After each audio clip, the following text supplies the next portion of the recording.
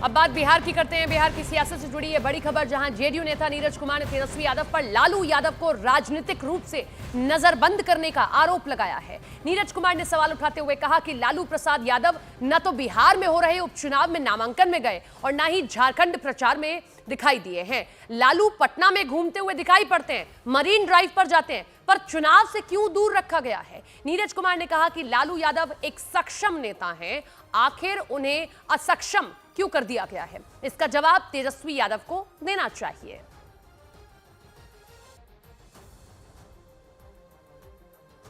माननीय तेजस्वी यादव जी, यह बताइए कि राष्ट्रीय जनता दल के स्टार प्रचारक में माननीय लालू प्रसाद जी हैं, बिहार में नामांकन में नहीं उनकी उपस्थिति हुई, महागठबंधन के उम्मीदवार के लिए झारखंड में उनकी उपस्थिति नहीं, तो आखिर किसने लालू प्रसाद जी को राजनीतिक रूप से नजरबंद कर डाला है?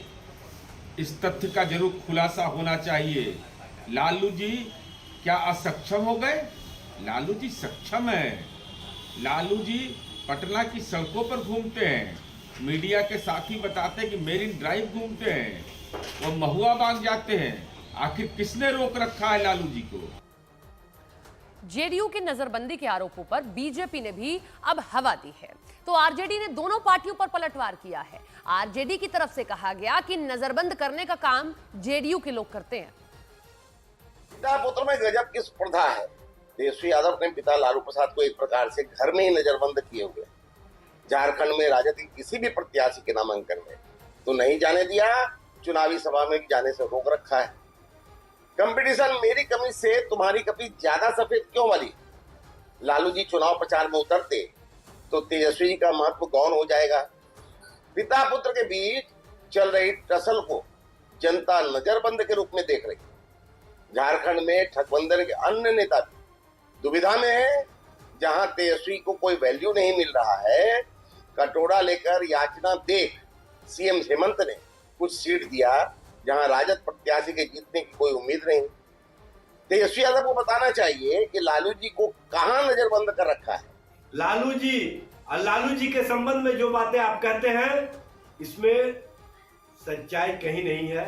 अनर्गल पर लाभ करने से आप अपने जो कार्य है उसको छुपा नहीं सकते हैं। आपको स्पष्ट करना चाहिए कि नीतीश जी को सार्वजनिक सभाओं में क्यों नहीं बोलने दिया जाता है, नीतीश जी को प्रेस से मिलने क्यों नहीं दिया जाता है, नीतीश जी को इर्द गिर्द वाले के अलावा मिलने से रोका क्यों जाता है। विपक्षी दल के जब माननीय सांसद, माननीय विधायक नीतीश जी से सार्वजनिक स्थान पर मिलना चाहते हैं तो मिलने से रोका क्यों जाता है। अगर जेडीयू की तरफ से तेजस्वी यादव पर लालू को नजरबंद करने का आरोप लगाया गया, तो उधर लालू यादव पटना में कार्यक्रम में शामिल हुए। पटना में श्री कृष्ण चेतना समिति ने कल विद्यापति भवन में गोवर्धन पूजा का आयोजन किया, जिसमें लालू यादव और नंद किशोर यादव दोनों मौजूद रहे। इस मौके पर लालू प्रसाद यादव ने गाय की पूजा की, भगवान श्री कृष्ण के जयकारे लगाए। कार्यक्रम में लालू प्रसाद यादव ने कहा कि धरती पर अत्याचार बढ़ा है, श्री कृष्ण का नाम लेकर इसको खत्म करना चाहिए।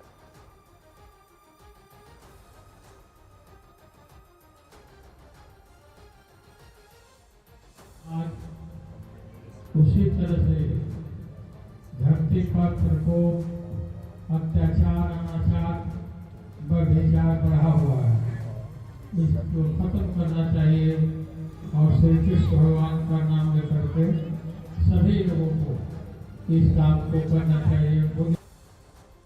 पटना में लालू यादव ने धरती पर अत्याचार के बहाने सरकार पर टिप्पणी की, तो सरकार की तरफ से भी उन्हें करारा जवाब मिला। बिहार के डिप्टी सीएम सम्राट चौधरी ने लालू पर तंज कसते हुए जवाब दिया है। प्रसाद जी को, परिवार को क्रेडिट लेना चाहिए कि 15 साल में उन्होंने क्या किया। बिहार में भय पैदा किया, बिहार में लूट लिया, बिहार को भ्रष्टाचार की ओर भेज दिया। यही परिचय है लालू प्रसाद जी के परिवार का। नीतीश जी का परिचय है विकास। नीतीश कुमार के शासन में सब दिन विकास की बात हुई, रोजगार की चर्चा हुई, और कुछ लोग सिर्फ क्रेडिट लेने के लिए राजनीति करते हैं। उनको अपने माता पिता को क्रेडिट लेने की चिंता नहीं है। वो नहीं, कभी कह भी नहीं सकते कि मेरे पिताजी माताजी ने कुछ किया।